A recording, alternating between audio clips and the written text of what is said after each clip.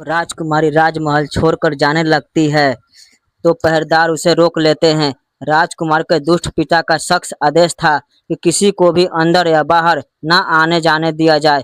पहरेदारों को रोकने पर हिम्मत कर राजकुमार बोली, मेरा नाम सुलोचना है, मैं राजकुमारी जी की सेविका हूँ। आज उनकी तबीयत ठीक नहीं थी, उन्होंने मुझे रोक लिया था क्योंकि वो अब थोड़ा ठीक महसूस कर रहे हैं। उन्होंने मुझे ये कहकर भेज दिया कि तुम तुरंत अपने घर चली जाओ, क्योंकि आज राजा महाराजा ने सभी नौकरों की छुट्टी कर रखी है। अगर तुम यहाँ रुकोगी तो उनके आदेश की अवहेलना होगी। नौकरानी बनी राजकुमारी की बात सुन पहरे पर पहरेदारों को विश्वास हो गया। उन्होंने राजकुमारी तारा को बाहर जाने दिया। पहरेदारों को चकमा दे राजकुमारी तारावती बाहर तो आ गई, पर उसके सामने उससे भी बड़ी समस्या ये थी कि आखिर इतनी रात को कहाँ जाए। थोड़ी दूर चलने पर राजकुमारी को एक खंडहरनुमा घर दिखाई दिया। राजकुमारी तारावती ने आज की रात यहीं काट लेती हूँ, सुबह होने पर ही कहीं जाऊंगी। इसी सोच के साथ राजकुमारी वीरान पड़े घर के अंदर जाकर बैठ गई।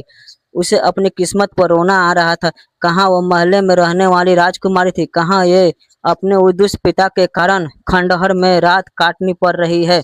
ऐसे ही बैठे बैठे उसकी रात कट जाती है। जब सुबह का थोड़ा उजाला दिखा तो राजकुमारी फिर से चल पड़ती है।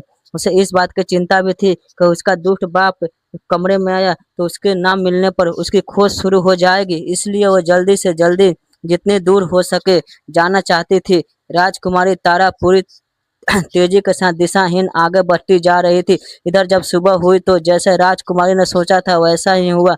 राजा मदन पाल सुबह होते ही उसके कमरे में आया। जब उसे वहां राजकुमारी नहीं मिली तो उसकी छाती पर सांप सा लेट गया। पूरे महल में राजकुमारी की तलाश की गई पर वो कहीं नहीं मिली। मिलती तो जब वो वहां होती। निराश राजा मदन पाल हाथ मलता रह गया। चलते चलते राजकुमारी तारा जब थक गई तो पास ही दिखाई दे रहे एक नदी के किनारे थोड़ी देर विश्राम करने के लिए बैठ गई। प्यासी राजकुमारी जब नदी से पानी पीने लगी तो उसे पानी में अपनी परछाई दिखाई दी। परछाई देख उसे अपने सुंदर रूप से घिन आने लगी। सोचा, ऐसा रूप किस काम का जिसे देख अपने ही हैवान बन जाए। अगर वो कुरूप पैदा हुई होती तो शायद उसे आज ये दिन न देखना पड़ता।